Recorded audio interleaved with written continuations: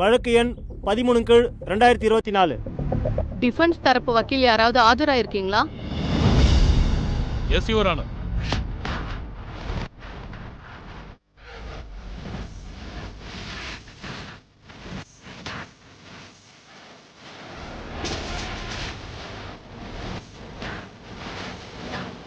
Ramaseshan sir, bail பெட்டிஷன்ல நீங்க தான் சொல்ல விரும்புறீங்களா? Yes your honour. ஒரே ஒரு சாட்சியை விசாரிக்க கோர்ட் என்ன அனுமதிக்கிறோம்.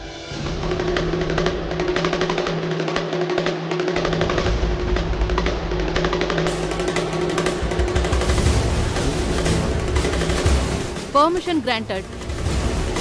சக்தி சக்தி சக்தி.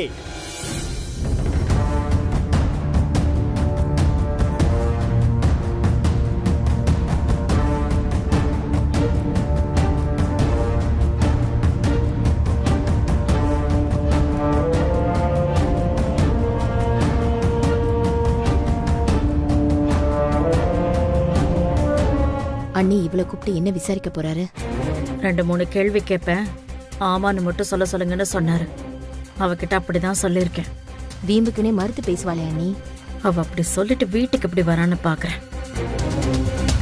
சக்தி, கொலையான பிரியாவுக்கும் உங்களுக்கும் முன்விரோதம் இருந்ததா சொல்றாங்களே, அது உண்மைதானா?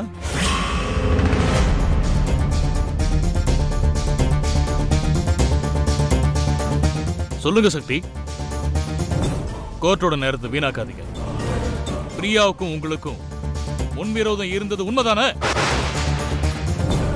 இல்ல.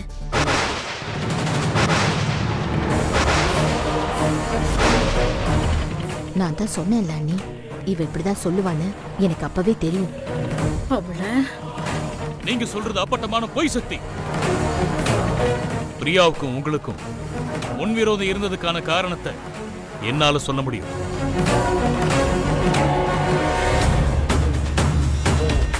உங்க அக்காவோட கணவர் கார்த்திக் பிரியாவை 2வது கல்யாணம் பண்ணிக்கிறதா இருந்தார். அது உங்களுக்கு தெரிய வர நீங்க போய் பிரச்சனை பண்ணிருக்கீங்க. இருந்தாலும் கார்த்திக் பிரியாவை கல்யாணம் பண்றதுல உறுதியா இருந்ததால அக்காவோட வாழ்க்கை நல்லா இருக்கணுங்கிற காரணத்துக்காக பிரியாவை தீர்த்து கட்ட முடிவு பண்ணீங்க. இது உண்மையா இல்லையா?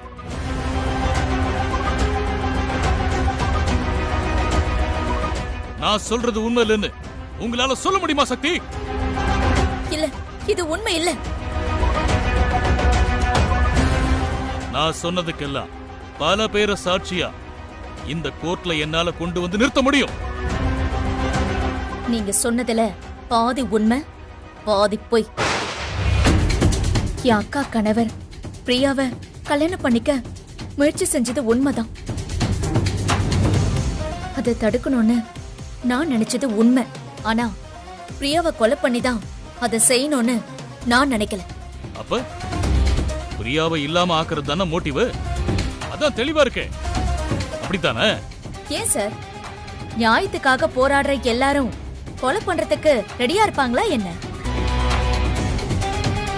எங்க அக்காவை முறையா டைவர்ஸ் கூட பண்ணாம சட்டத்துக்கு விரோதமா இன்னொருத்தரை கல்யாணம் பண்ண நான் தட்டி கேட்க மாட்டேனா?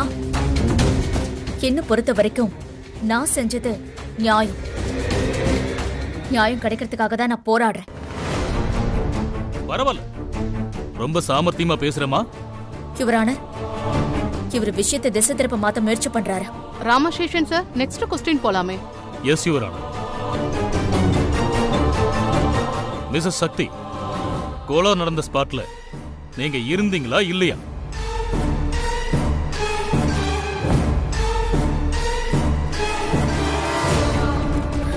இல்ல.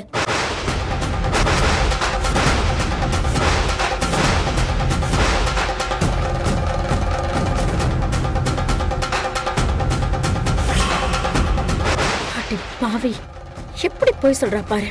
நான் தான் ஏற்கனவே சொன்னேன்ல நீ, இவ இப்படிதான் ஏதாவது எடக்கு முடக்க பண்ணுவா.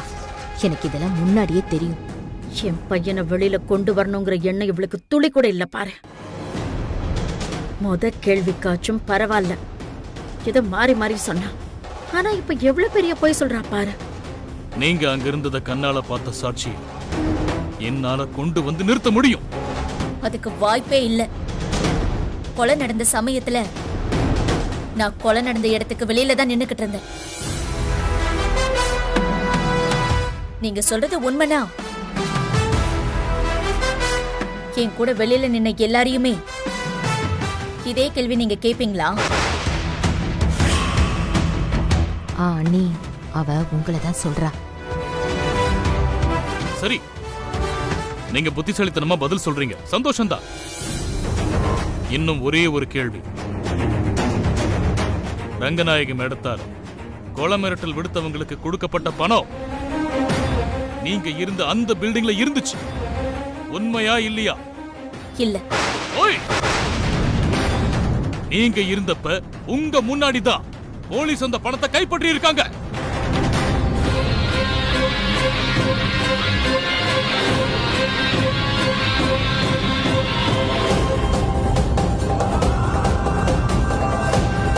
பணம் இருந்தது உண்மைதான்.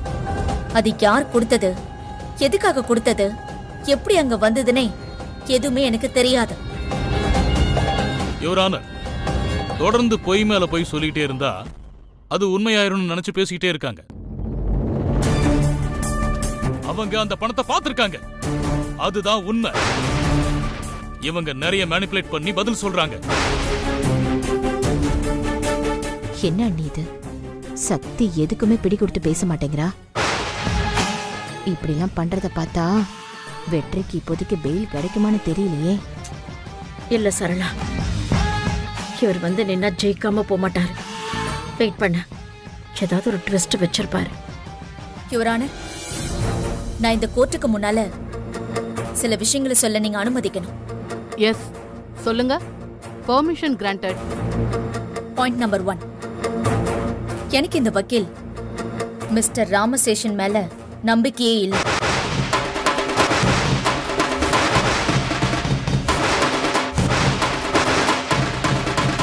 உங்க கணவர் சார்புல இவர் ஆஜராகிறாரு, நீங்க இப்படி சொல்றீங்க? ஆமா யுவரான, ஆனா அவருடைய எண்ணமும் தப்பான மோட்டிவ்ல செயல்படுற மாதிரி எனக்கு தோணுது.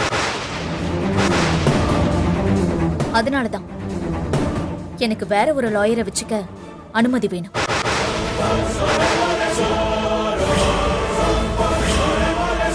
ஹலோ, என்ன பேசிட்டு இருக்கீங்க? நான் தப்பான மோட்டிவ்ல செயல்படுறேனா? என்ன ஆதாரம் இருக்கு உங்ககிட்ட? இது கோர்ட், இங்க சட்டம் தெரிஞ்சா பேசணும், சும்மா வாய்க்கு வந்ததெல்லாம் பேசக்கூடாது. ஓபன் கோர்ட்ல என் மேல ஆதாரம் இல்லாம குற்றச்சாட்டு வச்சதுக்காக நான் உங்க மேல மான நஷ்ட கேஸ ஃபைல் பண்ண வேண்டியிருக்கு. என்ன பத்தி முழுசா உங்களுக்கு தெரியுமா? இது வரைக்கும் நான் வாதாடின எந்த கேஸ்லயும் ஜெயிக்காம விட்டதில்ல. என் ரெக்கார்ட் என்னன்னு தெரியுமா? நான் எத்தனை கேஸ் ஆர்கியூ பண்ணிருக்கேன் தெரியுமா? ராமசேஷன் சார், நீங்க டென்ஷன் ஆகாதீங்க. அவங்களோட ஒப்பீனியனா அவங்க சொல்றாங்க, அவ்வளவுதானே. கோர்ட்ல ஒரு லாயரா இப்படி பிஹேவ் பண்ணக்கூடாது. நீங்க இப்படி எல்லாம் பேசக்கூடாது சார்.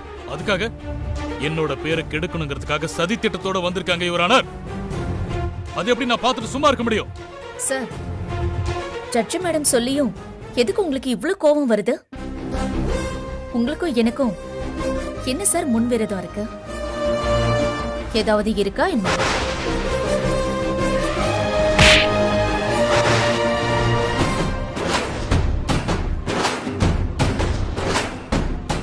சொல்லுங்க சார், கோர்ட்டுக்கு முன்னாடி தாராளமா சொல்லுங்க.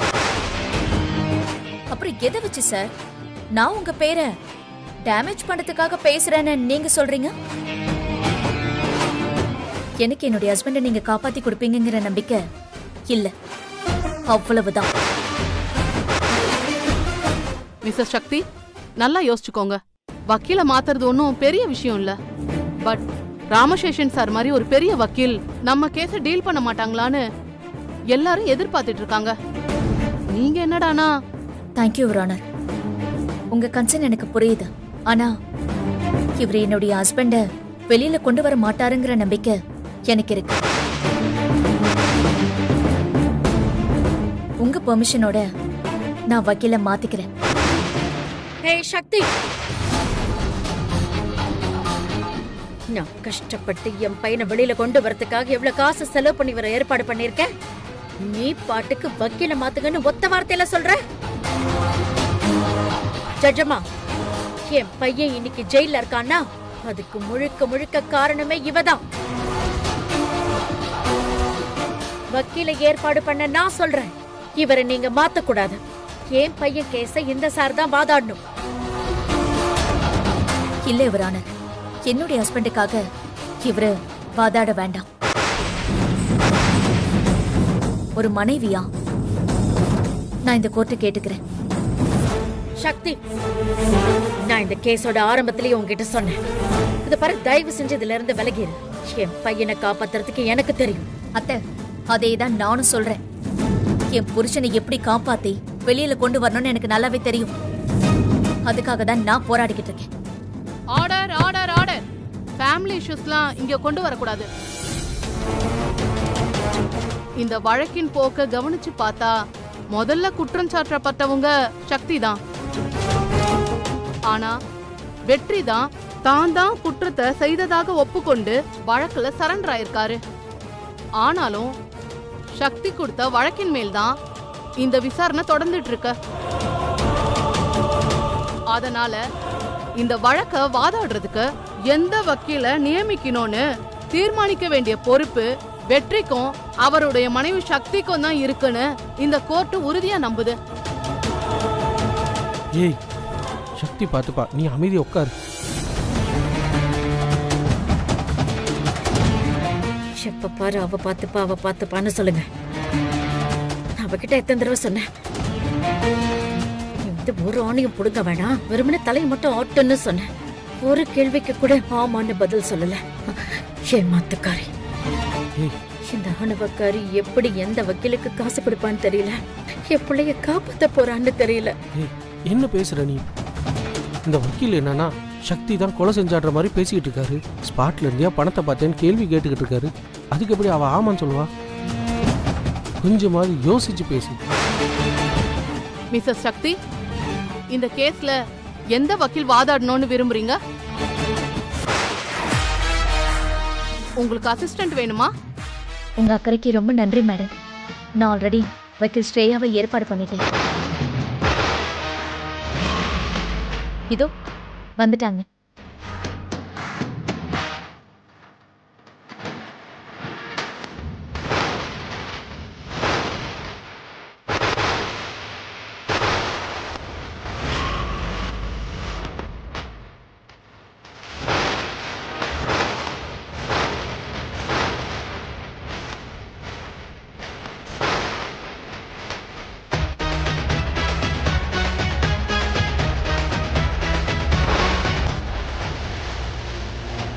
Your Honor, I am Advocate Shreya.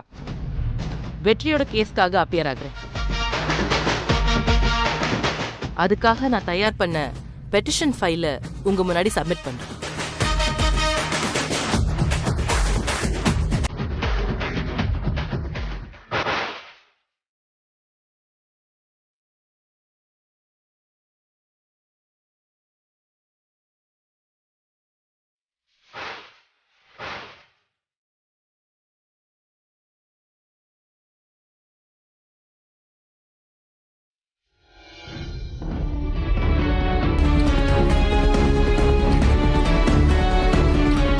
Bail petition accepted.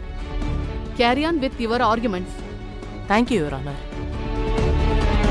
Your Honor, என்னோட கட்சிக்காரர் வெற்றிக்கும் பிரியாங்கிற பொண்ணோட கொலைக்கும் எந்த சம்பந்தமும் இல்லை. அவர் மேல செக்ஷன் 300/302 படி எஃப்ஐஆர் போட்டிருந்தா கூட உண்மையா நடந்தது என்னன்னு நாம பார்க்கணும். வெற்றி கொலை பண்ணப்பட்ட பிரியாவை காப்பாத்துறதுக்காக தான் அவரோட மனைவி சக்தியோட அங்க போனாரு. ஆனா அவங்களே முன் வந்து குற்றத்தை ஏத்துக்கிறாங்கன்னா அவங்க ஏன் அப்படி சொல்றாங்க? எந்த சூழ்நிலையில அவர் இப்படி நான் தான் கொலையை செஞ்சேன்னு ஒத்துக்கிறாருன்னு நாம பார்க்கணும். அது உண்மையா இல்லையா, அதுக்கான ஆதாரம் என்னெல்லாம் இருக்குன்னு முதல்ல நான் சேகரிச்சுக்கணும் மை லார்ட். ஒரு பொய் ஒரு குடும்பத்தையே அழிச்சிடும், ஆனா ஒரு உண்மை ஒரு தலைமுறையே வாழ வைக்கும்னு சொல்லுவாங்க. இந்த கேஸ்ல எது உண்மை எது பொய்ன்னு கண்டுபிடிச்சு இந்த கோர்ட் முன்னாடி சமர்ப்பிக்கணும்னா எனக்கு கொஞ்சம் கால அவகாசம் வேணும் யுவர் ஆனர். அதை நீங்கள் வழங்குமாறு மிக தாழ்மையுடன் கேட்டுக்கொள்கிறேன் your honour.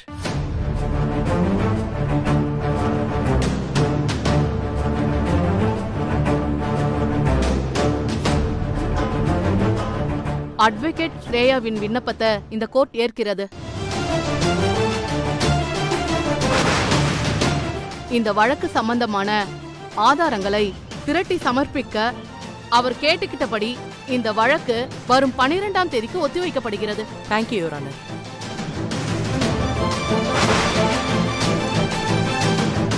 The court is urgent.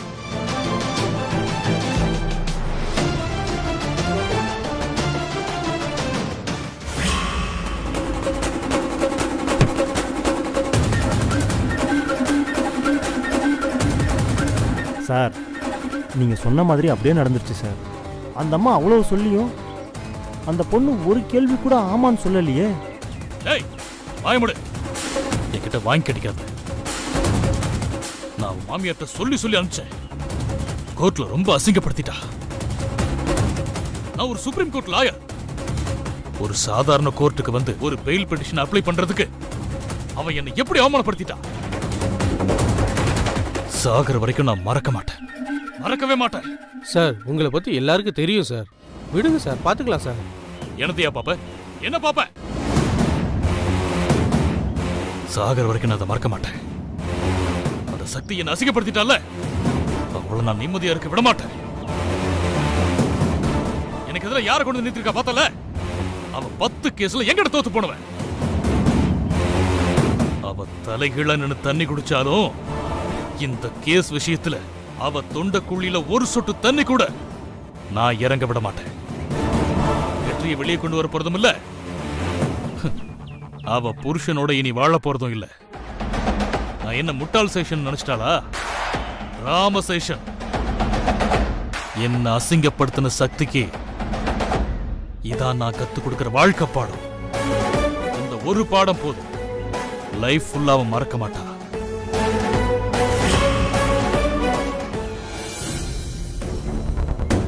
Sir sir sir, ஒரு நிமிஷம் சார். கோவப்படாதீங்க சார். கோவப்படாதீங்கன்னா உங்ககிட்ட நான் என்ன சொல்லிவிட்டேன்? உங்க மருமக கேட்கிற கேள்விக்கெல்லாம் ஆமான்னு மட்டும் பதில் சொல்லுங்கன்னு சொன்னா இல்லையா? சொன்னீங்க சார். நானும் அவகிட்ட போய் சொன்னேன். ஆனா கடைசி நேரத்துல இப்படி கால வருவான்னு நான் கொஞ்சம் கூட நினைச்சு பார்க்கல. இப்பதான் சார் தெரியுது, அவளுக்கு புருஷனை விட அவளுக்கு அவ திமிர்த்தனம் தான் பெருசு. கேட்டா சுயமரியாதை அது இதுன்னு பேசுவா சார். நான் இந்த மாதிரி கீழ்கோர்ட்டுக்கெல்லாம் வெயிலுக்கும் வாய்தாவுக்கும் வந்து நிறைய வருஷங்கள் ஆச்சு. என் ஜூனியர் சொன்னா நீங்க ரொம்ப நல்லவங்களா இருந்தீங்கன்னு. அதனாலதான் நான் இங்க வந்தேன். கடைசியில உங்க மருமகளால என் கரியர்லயே ஒரு பெரிய பிளாக் மார்க் ஆயிடுச்சு. அவதான் சொன்னால எல்லாரும் முன்னாடி என்ன வேண்டான்னு சொல்லி. சார், தப்பா நினைச்சுக்காதீங்க சார். நீங்க எப்ப மனசு வச்சாலும் என் பிள்ளைய வெளியில கொண்டு வந்துட முடியும்னு எனக்கு தெரியும் சார். நான் மனசு வைக்கணுமா? என் காலதான் இந்த திசையிலேயே வைக்க முடியாதபடி உங்க மருமக பண்ணிட்டாளே. உங்க பையனுக்கு இவ உயிரோடு இருக்கிற வரைக்கும் பெயில் கிடைச்ச மாதிரி தான். தயவு செஞ்சு அப்படிலாம் சொல்லாதீங்க சார். அப்படி சொல்லாம ஸ்ரேயா வாழ்கன்னு சொல்லணுமா? பொம்பளைங்க அடுப்படியில் இருக்கணும்.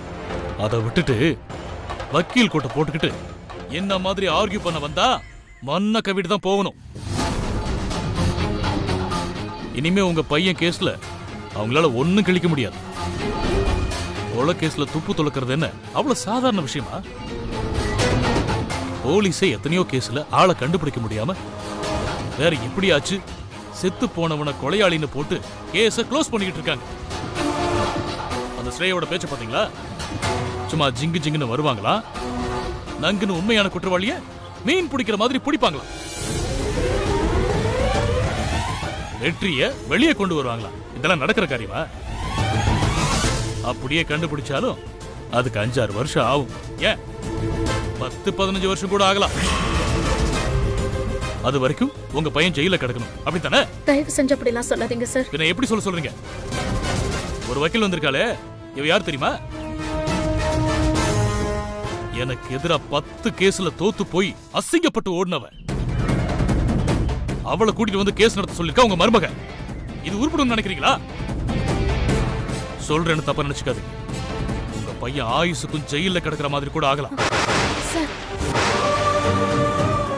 வரேன். சார் வாங்கயா.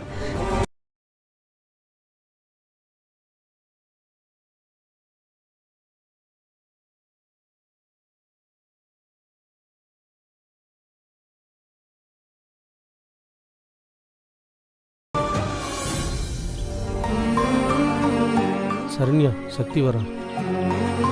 ரொம்ப தேங்க்ஸ் மேடம். தேங்க்ஸ்லாம் எதுக்கு சக்தி? என்னோட ப்ரொஃபஷன் இது. நீங்க என்னோட கிளையண்ட். நல்ல வேலை சக்தி, நேத்தே நீங்க வந்து எல்லாத்தையும் சொன்னீங்க. கடைசி நேரத்துல சொல்லியிருந்தீங்கன்னா இவ்ளோ கிளியரா என்னால பெயில் பெட்டிஷன் ப்ரிப்பேர் பண்ணிருக்க முடியாது. மேடம், சக்தி அண்ணி எப்பவுமே எதுவா இருந்தாலும் யோசிச்சுதான் செய்வாங்க. மேடம், என் ஒய்ஃபு காசு கொடுத்தா எல்லாமே நடந்துரும்னு நினச்சிக்கிட்டு இருக்கா மேடம். அதான் அந்த வக்கீல்கிட்ட போய் நின்று இருக்கா. அவர்கிட்ட போனா ஜெயிச்சு கொடுப்பாருங்கிறதுலாம் உண்மைதான். ஆனா அவர்கிட்ட உண்மை கிடையாது. 2 இடத்துலயும் காசு வாங்கிட்டு வேலை பார்க்கக்கூடிய ஆளு. ஒரு டாக்டர் உயிரை காப்பாத்துறாருன்னா ஒரு லாயர் ஒரு வாழ்க்கையை காப்பாத்துறாருல்ல. இது அவரை மாதிரி வக்கீல்களுக்கு புரியாது. But it's okay. நேத்தே அவரை பத்தி நீங்க சொன்னதுனால தான் மேடம் என்னால ஒரு கிளியர் கட்டா இப்படி ஒரு டிசிஷன் எடுக்க முடிஞ்சதா. அப்போ இவங்களை நேத்தே பார்த்துட்டியாம்மா? பெரிய வக்கீல பாத்திருக்கேன்னு அத்தை சொன்னாங்கல்ல மாமா. அதுக்கப்புறம் தான்